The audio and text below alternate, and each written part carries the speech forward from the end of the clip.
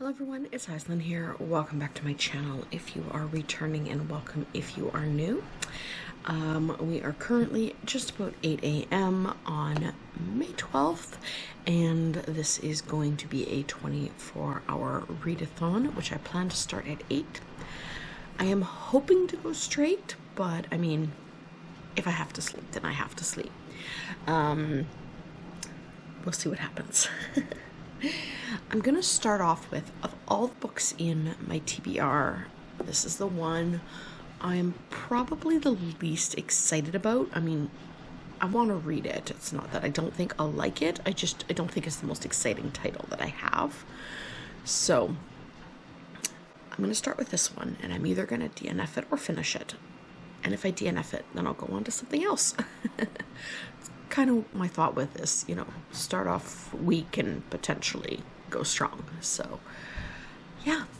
And this is Sing Me Forgotten by Jessica Olsen, and this sounds like a little bit of maybe a Phantom of the Opera sort of retelling. It has to do with an opera house, and it's a fantasy. So yeah, that's pretty much it. I'll see you guys in the next clip, which will be in a couple of hours. Okay, we are 20 after 11. I am 120 pages into Sing Me Forgotten. I am glad I continued on with it, because up till probably about 30 pages ago, I was ready to DNF this thing. I'm not a fan of the characters. The world building is non-existent, and the magic system is confusing as hell. But I continued on. The book is finally starting to make sense, and I'm beginning to see finally other sides of the characters. The characters in this were very much one-note tropes until this point, so I'm trying to keep this spoiler-free, so sorry if lack of detail is frustrating. This is set in a fictional France. Isda, who is our main female lead, she is the phantom character. She lives in the opera house. She has been there her whole life since she was rescued as a baby from death, basically, by Cyril, who owns the opera house. Then we have Emmerich, who is the janitor. He is our, I'm going to say, our Christine character. If you know the story of the Phantom of the Opera, that should all make sense. And in this world, the magic is powered by memory. So like Isda can, if someone sings, she can go into their mind and view their memories and experience their memories as if they're her own. And it's not super clear if every magic user in the world can do that, or if it's readily known everybody can do that, because on one hand it's treated like the world's best known secret, where kind of everybody knows it can be done, and there's just like this societal consent that it can be done no matter what, and people don't mind having their minds rifled through. But then it's also treated like it might be considered a non-consensual thing. So that's weird, very weird. I'm, for the sake of the story, because it'll make me like it a hell of a lot better, I'm going to assume it is one of those unspoken but completely understood societal things that if you sing, some mage is probably going to be rifling through your mind and viewing every little intimate detail of your life and living it as if it's theirs. And then there... Oh my god, this story. I might still end up DNFing it, but it finally got to a point that's intriguing enough. I want to continue. So there are also different types of magic users. There are acceptable and unacceptable ones. Other than the names, I'm not really sure the difference. It doesn't really give us any world building or reason why the mages who are born with a certain type of magic are not acceptable by society, and in fact are so unaccepted that when one of them is born, that baby is usually taken away from the parents and is handed over to the government to be disposed of. Which, like I said, there's no world building around that, so I don't know if there was like a bloody history or something with a mage of that kind of magic. I don't know why that particular type of magic is feared so much compared to the other. I believe it's hinting it might have to do with where one side can just view it, but the other types of mages, the feared mages, can actually manipulate it. So that would essentially be people's memories. So maybe that's why, but it's the story and the world are not clear. That's just me kind of grasping at straws and reading the very vague clues that are being left to us as to why that is. I hope as I go on, it'll become a little clearer on the history of it, and what the difference between the two magics is, and why one set of people that wield this memory magic, you know, are sent to schools and they're educated and they become elites in society, versus other people who wield the exact same magic, but they're considered, you know, so vile that they have to be taken away the minute they're born and disposed of. Like I said, no world building on that. I have no idea why. Maybe the book will tell me a little later. That'll be very interesting if it does.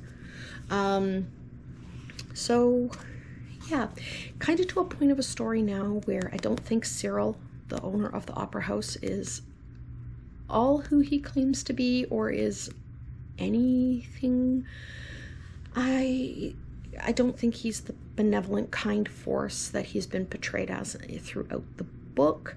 I mean, he definitely runs his opera house like a Navy ship. He's like the captain and he runs a tight ship. But he doesn't come off as being overly cruel. Starting to see that might not be the case. There might be something else going on with him. And it has to do with our main female character, Ista.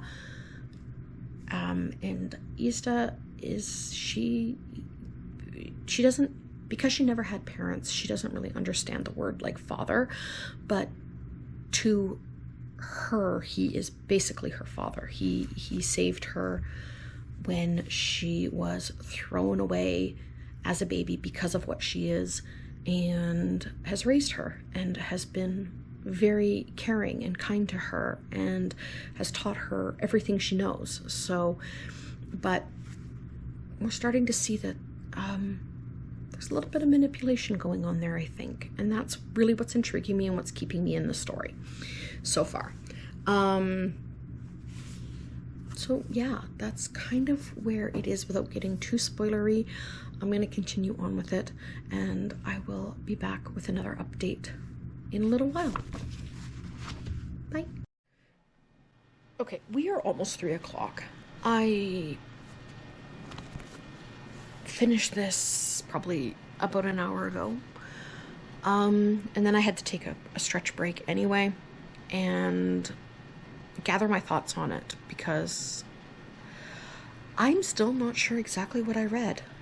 This book is weird. Like, not a good weird, like bad weird. I don't know. Yeah, it had so much potential, and it started off really weak. Then it started to get good in the middle, and then it was just like the characters forgot what their personalities were supposed to be.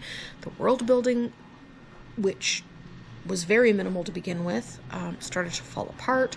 The magic system, we went from having tangible, like physical memories you could use as currency, to metaphorical, I guess it would be, I'm not sure, but like where it all happens like in the head, there's not actually anything physical. Then we went back to it being physical, but then we introduced like this whole energy vampire concept, which was not explained in any way near the very end and had not been present anywhere else in the book. I don't know, I don't think the author knew, and that's probably why I don't know.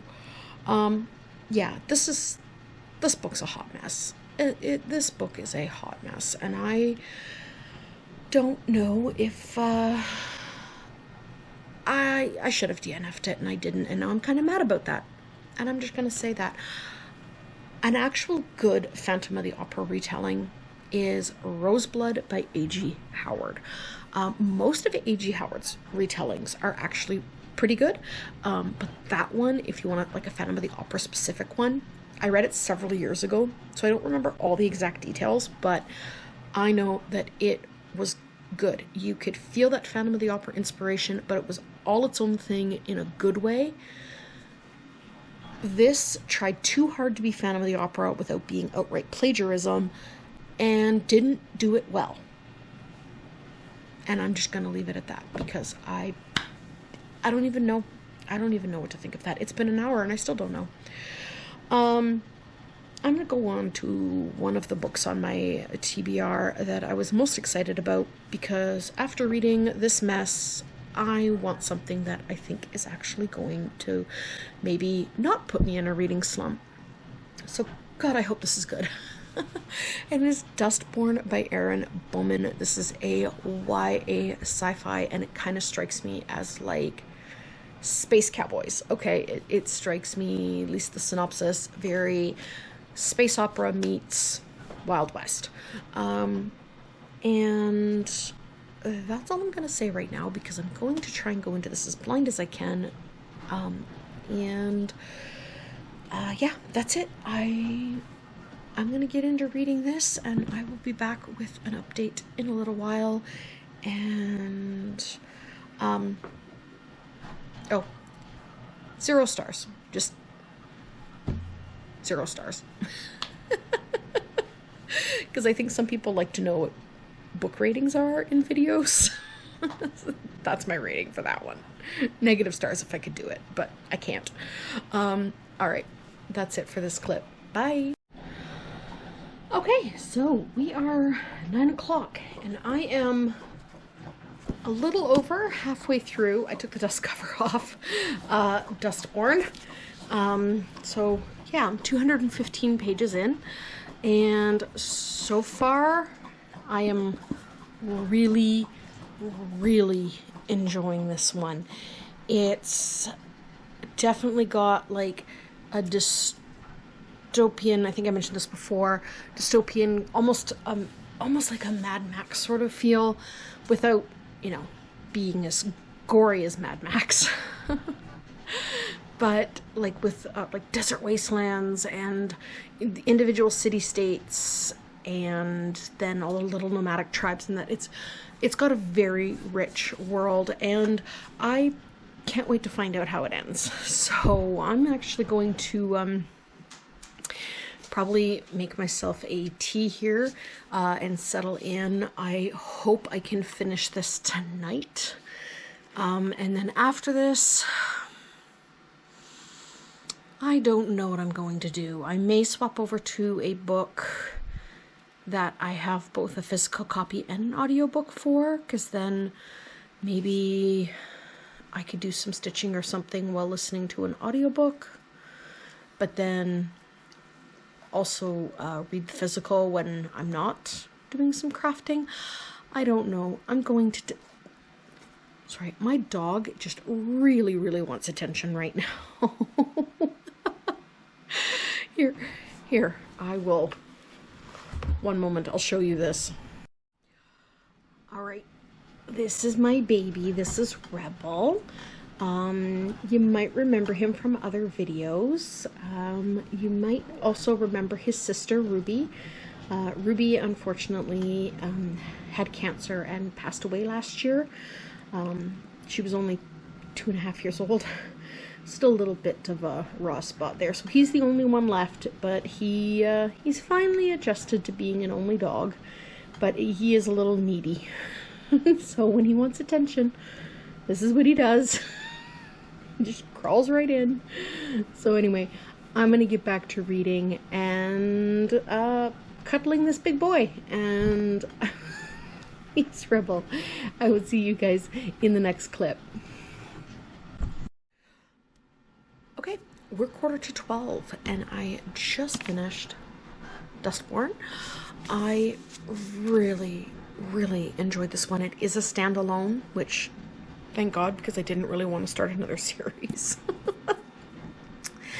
And I really enjoyed the world building, the overall themes of like belief, community, family, hope, you know, and sometimes despair. This book had me smiling. It had me crying a couple of times. Embarrassing as that is, but it did. I teared up a couple of times. And yeah, I'm really glad I read it. I try and keep everything as spoiler free as I can, but if you like YA dystopian with a little bit of a Mad Max kind of feel, but without all like the gore of Mad Max, you know what? Better reference. Horizon Zero Dawn. The game. That, but set on a desert world. It's probably kind of a better way to put that out there. But yeah, and I love that game, so maybe that's why I enjoyed this so much. But yeah, I'm really happy I ended it. It's got a very satisfying ending. And now I am just trying to decide. I know I mentioned in the last clip I might put an audiobook on, because I do have a couple of my physical books where I can get audiobooks from my library, so I could like take a bit of a break from reading, but honestly I don't really want to listen to an audiobook right now. My 3D printer is making all kinds of noise. Good noise, I think. You know what? I better check on that. 1 second. Okay, there we go. Glad I checked on that. There was nothing majorly serious going on, but I did have a little tangle in my filament, which if I had left that too much longer, it was going to cause a major issue with my print. So I got it untangled. It's now just chugging along like normal. Yeah, so I had thought about switching to an audiobook, but I'm not really feeling audiobook right now. So I thought I'm going to pick up my second most anticipated read on my TBR, and arguably the one with the prettiest cover, I think. And that is Edgewood by Kristen Cicerelli. I believe is how you pronounce that. I don't know if the C's are soft or hard, but I'm going to go with soft. And basically this is a YA fantasy romance set in an enchanted forest and has a girl on a quest. That is about all I got out of the synopsis before I felt like the synopsis might be heading into spoiler territory and I stopped reading it. And so yeah, I'm gonna pick this one up, and so far my energy is still going strong, so I will see you guys in the next clip, which will probably be in a couple of hours. All right, bye. Okay, I'm on page 30 of Edgewood. It's only been about an hour since my last update, but, and this might be a mistake, but my back is getting sore from sitting in this chair. So I think I'm going to go lay down and stretch out. And I'm just going to continue reading this, but this is probably going to be my last update until the end of the marathon at 8 o'clock, or when I finish this. I'm hoping I don't fall asleep, but I mean, if I do, I do. I as I said in the beginning, I'm not gonna let my body fight sleep. If it needs to sleep, it will sleep. Yeah, so that is it for this update for now, and I will be back either when I finish Edgewood or tomorrow morning, whichever happens, right? Okay, we are 8 o'clock. I did fall asleep in there somewhere, but I did get to 200 pages on Edgewood. So far, I'm really enjoying this. This is a little bit of a darker face story. It's got to deal with, like, I said an enchanted forest. It's more like a cursed forest. And a woodland court, so there is fae in it, but they are definitely not the usual fae you see in fantasy romance. They're very much creatures of nature. They don't even look human. So yeah, I'm really enjoying it. I'm really enjoying it. So I'm going to end the marathon here. But I'm probably going to finish this over the next couple of days because, yeah. Anyway, that's it for this vlog, and I will see you guys in the next video. Bye.